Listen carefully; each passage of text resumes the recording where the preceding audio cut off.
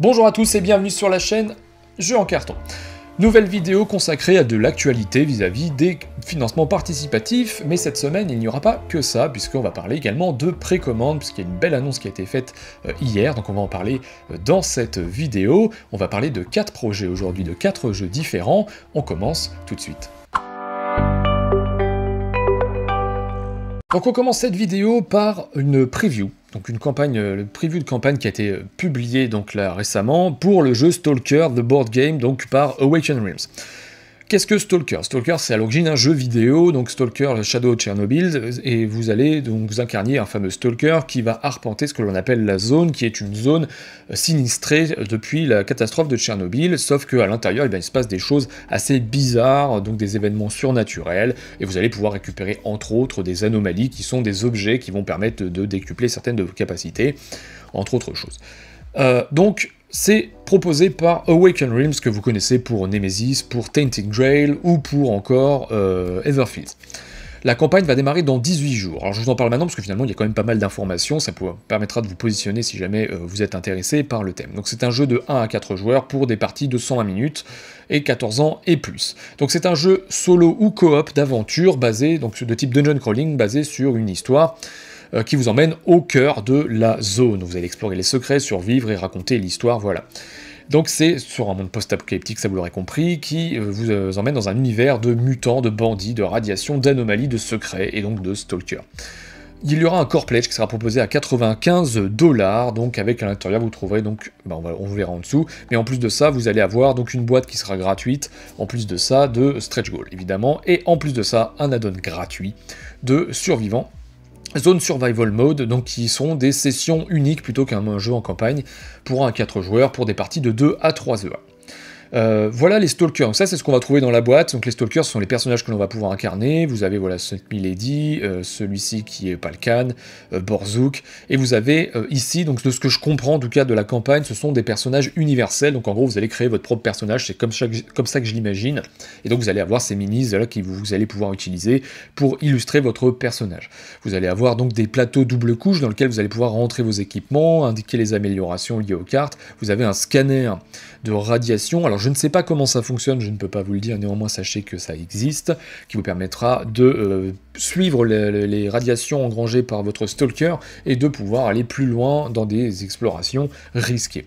Vous avez donc des cartes bien évidemment, et ici vous avez donc ce que vous allez trouver dans cette fameuse zone, donc les différents ennemis. Là on voit qu'on a les bandits et mutants, donc attention, là vous voyez des figurines, les figurines ne seront que dans le pack miniature. Sinon vous aurez des standees. Vous avez donc des mutants, des bandits, ce que je disais. Voilà les standees que vous allez avoir, donc par exemple si vous ne prenez que la boîte de base. Les anomalies, donc c'est pareil, soit des standees, soit ces espèces de jetons translucides qui sont des objets donc du coup qui vont améliorer ou améliorer des fois avec des contreparties négatives votre personnage et vos attributs. Vous avez un système de cartes modulaires, donc qui est assez classique, hein, vous allez devoir placer les cartes en fonction de ce qui vous sera indiqué sur un livret. Des twists de scénario, vous avez une histoire, donc il y a 3 campagnes. 3 campagnes dans le jeu de base pour 10 à 12 heures de gameplay chaque. Voilà. Et on vous explique qu'il y a plusieurs embranchements, donc du coup vous pourrez rejouer la campagne et la jouer différemment. Ici on vous montre un peu ce que comprend une première mission, voilà, qu'il faut sauver un personnage qui s'appelle Dali, on ne voit pas beaucoup plus que ça, il y aura d'autres choses qui seront débloquées pendant la campagne. Le village, donc là vous voyez un classeur dedans avec des intercalaires et des sleeves, en fait vous allez débloquer au fur et à mesure des nouveaux personnages qui vont vous rejoindre, des armes que vous allez récupérer, et vous allez les mettre dans ce classeur là qui vous permettra de suivre un petit peu ce que vous avez emmené dans votre abri, que vous allez pouvoir utiliser dans les missions ultérieures, donc voilà. On a un livret de règles basiques qui est en gros une introduction de 12 pages, un livret plein de 36 pages, donc a priori si les pages sont indiquées, j'imagine que c'est parce que tout ça doit être déjà finalisé, je pense, mais bon, à prendre avec des pincettes, qu'on sait que c'est toujours en développement généralement ce genre de choses. Vous avez un Open and Play Guide, donc ça veut dire que c'est un livret que vous allez juste ouvrir, mettre en place, et vous allez pouvoir jouer en lisant le livret, donc ça c'est assez cool. Vous allez avoir des inserts, donc ça c'est le fameux pack Survival Mode, Zone Survival, pardon, qui est celui qui vous permet de jouer en one shot, donc qui est offert si vous prenez le pledge, et ici vous avez un autre personnage qui est offert, qui sera gratuit, qui est le personnage Monster Hunter, chasseur de monstres, voilà.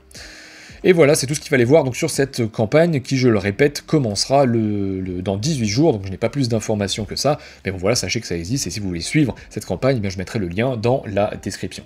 On poursuit avec The Last Spell, the board game, donc qui est un jeu proposé par Tabula Games, qui a déjà proposé des jeux comme Volfirion, comme Mystea.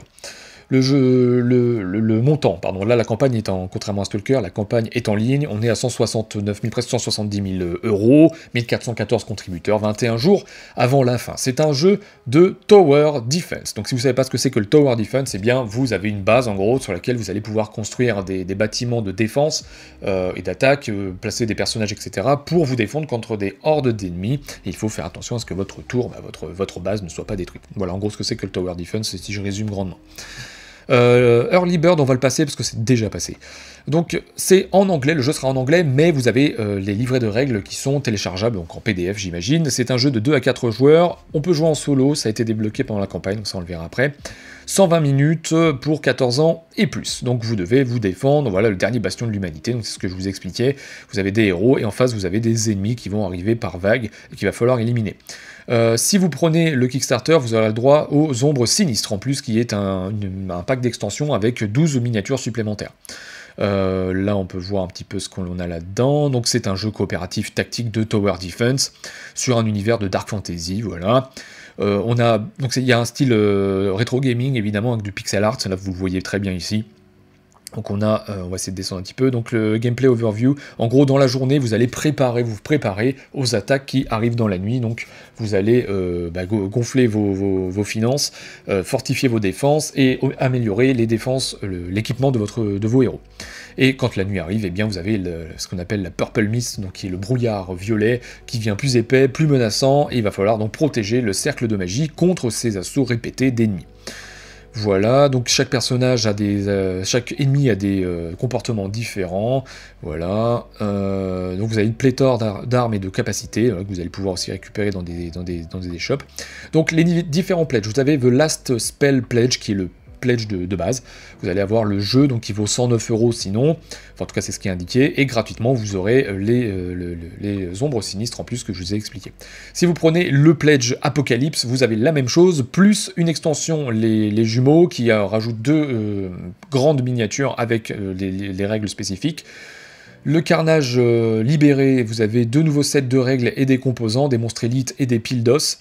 Les murmures de la guerre, vous avez des nouvelles mécaniques de blessures avec des bâtiments, des bâtiments spéciaux et une extension Omen. Alors ça, je sais pas ce que c'est. Pourquoi ça on l'a déjà vu. Donc là vous avez tout ça, tout ce que je vous ai expliqué, vous le trouvez en add-on. Vous avez la possibilité d'avoir un personnage en plus, le lieutenant Lamas, voilà, pour 8 €, donc c'est un personnage jouable en plus. Qu'est-ce qu'on a d'autre? Des sleeves de cartes, 18 €, 15 € si vous prenez que le core box, un jeton premier joueur en métal pour 2,50 €, et vous avez même des dessous de verre pour 3 € si jamais ça vous intéresse. Et au niveau des stretch goals, pour l'instant on n'a bloqué que le mode solo, donc la campagne elle est financée tout de même.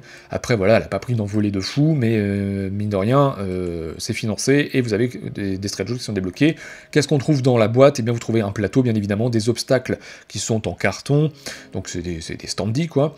Vous avez différents tokens, voilà, un plateau échoppe, des potions, vous avez des murs en bois, des murs en pierre, des bâtiments en carton, bref, pas mal de petites choses, et des figurines bien évidemment, et donc là les monstres, on voit les figurines de monstres, qui sont illustrées ici.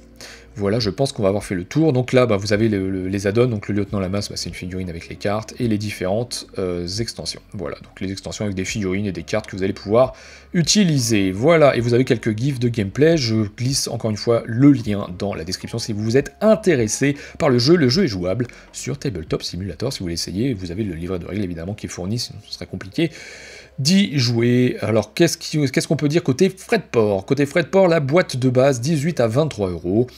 Et côté Apocalypse Pledge, donc le all-in, en gros, vous avez de 24, est-ce que je dis pas de bêtises, non, de 22 à 28 €. Et à ça, il faudra rajouter, non, il n'y aura pas de TVA en plus, voilà, c'est ce qui est indiqué, vous ne rajouterez pas la TVA au bout pour The Last Spell, c'est tout ce qu'il fallait voir. On continue avec un gros projet, Monster Hunter World Iceborne The Board Game. Donc vous verrez que cette vidéo est très axée jeux vidéo. On avait du pixel art juste avant, on a vu une adaptation avec Stalker, on a une nouvelle adaptation ici avec Monster Hunter World Iceborne The Board Game. Donc c'est un standalone de Monster Hunter, il existait déjà, donc on le voit ici, Monster Hunter World, donc qui est lui-même tiré d'un jeu vidéo, du même nom. Celui-ci est également tiré du jeu vidéo du même nom, enfin bref, sauf que c'est bien un standalone, vous n'êtes pas obligé d'avoir la boîte de base, mais si vous avez la boîte de base, vous allez certainement pouvoir compléter les choses. Donc 1 273 000 € déjà, enfin, plus que ça, 8 481 contributeurs, 7 jours. Licencé chez Capcom évidemment, le jeu vidéo, et Steamforge Games qui s'occupe de ça, qui s'était déjà occupé du premier. Qu'est-ce que l'on va trouver, qu'est-ce que c'est déjà? Donc 14 ans et pour 14 ans et plus, de 1 à 4 joueurs, de 60 à 90 minutes, et c'est un jeu de combat de boss. En gros, vous allez chasser des monstres, des grands monstres, donc que l'on voit un peu là sur l'illustration, et l'idée c'est d'aller looter en fait ces monstres, simplement pour augmenter votre équipement, etc. Et vous allez devoir sélectionner les armes que vous allez utiliser. En fonction des armes que vous allez utiliser, vous allez avoir un gameplay différent, enfin bref, vous m'avez compris, je pense. On avance, comment ça se joue, donc ça, hop, on l'a expliqué rapidement. Donc, qu'est-ce qu'il y a de nouveau? Hop, j'avance, voilà. Le pledge de base, donc ça coûte 81 $, 65 livres, il faut compter environ, donc je crois que c'est indiqué là dans 75 €, ouais c'est ça, 75 €. Dedans vous avez donc 4 monstres, 4 chasseurs, vous avez des cartes, des tokens, des plateaux, etc. Si vous passez sur le pledge du chasseur, vous avez la même chose que ce qu'il y avait avant, plus des quêtes exclusives qui seront donc rajoutées, qui vont être indiquées un peu plus bas. Qu'est-ce qu'il y a dans la boîte? Donc vous avez, et bien forcément, hop, on va descendre, voilà, ce premier personnage qui est un personnage, alors vous n'avez pas des noms de personnages, mais vous avez surtout des personnages vis-à-vis des armes qu'ils utilisent. Donc ici, épée et bouclier, les lames doubles et l'arc.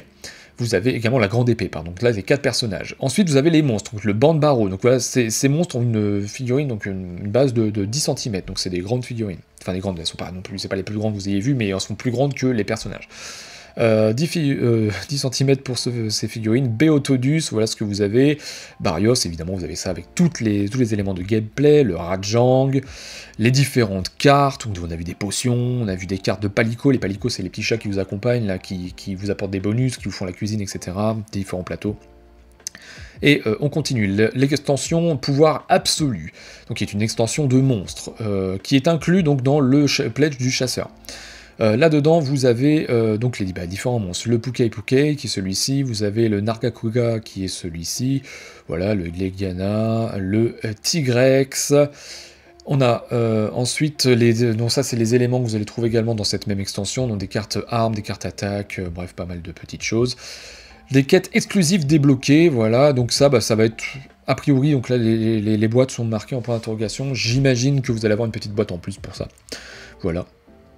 Et donc d'autres petits déblocages, encore, je ne sais pas exactement à quoi ça correspond, là, le Wall of Warmth Boogie, donc c'est des palicots en fait, donc c'est ces petits personnages qui vous accompagnent normalement, et également vous avez donc des monstres, voilà, qui sont illustrés là.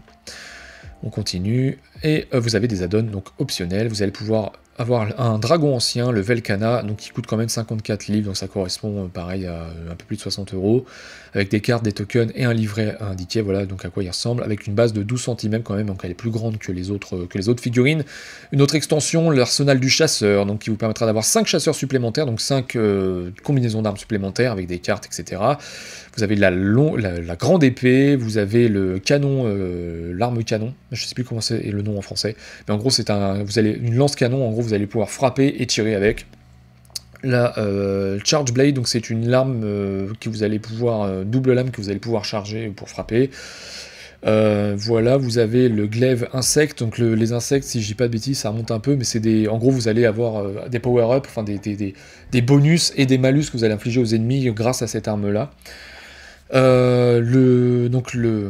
L'arc arme léger, l'arc pistolet léger, donc c'est pareil, un arc qui tire, voilà, léger, mais vous voyez à quoi ça ressemble, c'est quand même assez gros. Vous allez pouvoir essayer le jeu sur Tabletopia, si vous voulez, c'est une démo que vous allez pouvoir jouer, et vous allez pouvoir lire également le livret de règles, donc si vous êtes intéressé, tout ça est disponible, encore une fois, vous aurez la page dans la description de cette vidéo. Donc je descends toutes les vidéos explicatives, hop, donc là vous avez toutes les minis, ça on l'a déjà vu, hop, vous avez quelques gifs si vous voulez voir un peu à quoi ça ressemble en mouvement, et on va passer directement aux frais de port. Donc on est en France, il faut compter 18 livres, donc environ 21-22 € pour la core box, et si vous prenez le pledge du chasseur, eh bien c'est 30 livres, donc 35-37 € en plus, et derrière ça il va falloir rajouter la TVA, donc pour ce Monster Hunter World Iceborne The Board Game. On passe au projet suivant. Et on finit sur une nouvelle adaptation qui a été, donc de jeux vidéo encore une fois, hein, je vous le dis, c'est le thème, c'est pas voulu, mais c'est le thème du jour. Cool Mini or Not a annoncé reprendre les précommandes de Metal Gear Solid The Board Game. Alors pourquoi je dis reprendre? Parce que c'est un jeu, certains d'entre vous l'avaient vu peut-être passer, qui avait déjà été en précommande chez IDW Games, et finalement le projet était tombé à l'eau. Donc là, il a été repris par Cool Mini or Not, donc a priori, ça ne va pas tomber à l'eau. Donc Metal Gear Solid, qu'est-ce que c'est? Pareil, jeu vidéo, un jeu vidéo, donc cette Metal Gear Solid, c'était celui qui était sur PlayStation 1, donc auquel j'ai beaucoup joué. C'est une adaptation donc de ce jeu, il y a eu beaucoup de Metal Gear ensuite, mais là, donc c'est situé sur cet univers-là. On voit, donc c'est une précommande, attention. J'ai pas précisé ça. Précommande, donc ce n'est pas un Kickstarter, il n'est pas question de stretch goal, il n'est pas question de tout ça. Simplement, vous avez une précommande et ça arrivera donc au mois de mai l'année prochaine. Donc dans un an, si tout va bien. Vous avez une vidéo de 2 minutes 40 que je vous laisserai aller voir si vous le souhaitez. En sachant déjà que si vous le précommandez, donc ça sous-entend qu'il y aura une version boutique, j'imagine, vous aurez le droit à cette figurine exclusive du Metal Gear, donc qui est une figurine, une grande figurine, je crois qu'elle dit 13 cm, et un livret donc qui est lié aux histoires, donc un livret d'histoire de 109 pages. Donc a priori, vous aurez des histoires, sinon, enfin des scénarios, ça je voulais dire, mais qui ne seront pas forcément illustrés. Si vous prenez la précommande, eh bien vous aurez ce livret avec ces illustrations qui sont indiquées. Un jeu de 1 à 4 joueurs, 14 ans et plus, pour des parties de 60 à 90 minutes. Donc vous allez pouvoir incarner les différents personnages iconiques de l'univers de Metal Gear Solid. Vous avez un livret de missions qui contient 6 missions indépendantes qui peuvent être jouées donc à n'importe quel moment par n'importe quel joueur, donc qui correspond un petit peu à un mode raid ou voilà, quelque chose comme ça. Pour un challenge additionnel, vous allez pouvoir passer aussi sur la campagne Shadow Moses, donc qui correspond à une suite de 14 missions que vous allez pouvoir jouer. Donc c'est une édition exclusive qui s'appelle édition intégrale, qui comprend donc le livret dont je vous ai parlé de 109 pages, et également la figurine de 13 cm du Metal Gear Rex. Donc à l'intérieur vous trouverez en plus de ça, 4 minis, donc 4 figurines de joueurs, avec les 4 plateaux associés, 5 miniatures de boss, 9 plateaux de boss, 12 figurines de patrouille, un plateau de patrouille, un déguisement, une figurine de Meryl déguisée, si vous connaissez le jeu, Meryl à un moment se déguise en soldat, donc je pense que c'est celui-ci que l'on va avoir, 76 cartes, 2 boîtes en carton de miniatures, 184 pions, 14 tuiles double-sided, donc recto-verso. Voilà, donc vous allez pouvoir jouer les personnages iconiques, évidemment. Vous avez des équipements qui sont pareil tirés du jeu. Et donc, on vous explique que niveau gameplay, c'est un gameplay qui est basé sur la discrétion. Il va falloir user de couverture, se déplacer de coin en coin pour éviter de se faire repérer par les patrouilles. Et si vous faites repérer, eh bien, il y aura une notion de combat, bien évidemment. Et vous allez pouvoir vous cacher grâce à ces petites boîtes en carton également. Donc, c'est très iconique aussi, ça, de l'univers Metal Gear Solid. Ces boîtes en carton sous lesquelles Snake se cache pour éviter, en fait, le regard des ennemis, enfin pour éviter de se montrer aux ennemis. Mais évidemment, si vous vous déplacez dans la boîte en carton et qu'un ennemi vous voit, eh bien vous mettez un coup de pied dans la boîte et vous deviez vous battre, quoi. Donc vous avez cette campagne, donc 14 missions de discrétion unique et des missions de boss dans ce Metal Gear Solid. Vous avez des combats de boss, donc ici on voit Ocelot, Raven, Wolf, on a Psycho Mantis derrière, Grey Fox. Là, vous avez tous les personnages, donc forcément Solid Snake, bien évidemment, vous avez Meryl, vous avez Grey Fox, et vous avez Otacon. Les patrouilles, voilà à quoi ça ressemble. Alors oui, vous avez les figurines qui sont à côté. Enfin, en tout cas, c'est les modèles 3D. Au niveau des boss, on a Revolver Ocelot, donc le Ninja, donc c'est Grey Fox, Psycho Mantis, vous avez Sniper Wolf, vous avez Vulcan Raven et Liquid Snake. Donc si vous connaissez le jeu vidéo, personnellement, je suis un grand fan de ce jeu vidéo, je l'ai fini, mais je ne compte même plus le nombre de fois où je l'ai fini. Chaque boss, en fait, avait une manière de se battre, et c'était très intéressant dans ce jeu de voir, en fait, se battre de manière différente contre chaque boss. C'était pas simplement tirer dessus, il fallait vraiment trouver l'astuce pour pouvoir les vaincre. Vous avez donc cette figurine exclusive du Metal Gear Rex, donc dans cette version précommandable sur sur le site de Cool Minis or Not, le livret de règles que vous pouvez lire également. Donc voilà ce qu'il fallait voir sur cette page, et si vous passez sur la précommande, vous arrivez ici, donc il faut compter 100$ donc pour pouvoir commander ce... je vais vous faire en direct, comme ça on va pas se planter, je ne vais pas vous dire de bêtises. 100$, ça va correspondre aujourd'hui à 93€. À ça, il va falloir rajouter, j'ai perdu la page, on va falloir rajouter les frais de port qui ne sont pas encore indiqués. Donc ça, est-ce qu'il y a des frais de port? J'ai pas regardé si on précommande, on va le faire en direct. Hop, faisons ça. Voyons un petit peu, il faut que je donne mon adresse et tout, donc ça je peux pas le faire. Mais en gros, vous pouvez le précommander, et donc les frais de port, il faudra le voir, et par contre, la TVA, il faut la rajouter également au bout. Donc voilà, ça vous fera quand même un total, normalement, qui avoisinerait, je pense, les 130-150€. Donc à voir par rapport à votre intérêt vis-à-vis de ce Metal Gear Solid, le jeu de plateau. Et voilà, c'est tout ce que j'avais à vous dire concernant ces projets, donc ces différents projets financement participatif qui sont en cours ou qui sont à venir, voire même cette précommande de Metal Gear. Si vous avez apprécié cette vidéo, eh bien laissez-moi un pouce bleu et n'hésitez pas à commenter et à me dire ce qui vous intéresserait donc vis-à-vis de ces projets, s'il n'y en a aucun qui vous intéresse, si vous êtes intrigué par Metal Gear, si vous êtes intrigué par Stalker, ou si vous avez des expériences particulières vis-à-vis de ces jeux vidéo qui sont adaptés, n'hésitez pas à tout me mettre en commentaire et je prendrai évidemment soin de répondre à tous ces commentaires avec grand plaisir. Et en attendant, je vous souhaite à tous une très bonne journée, une très bonne soirée et à très bientôt sur la chaîne Jeux en Carton.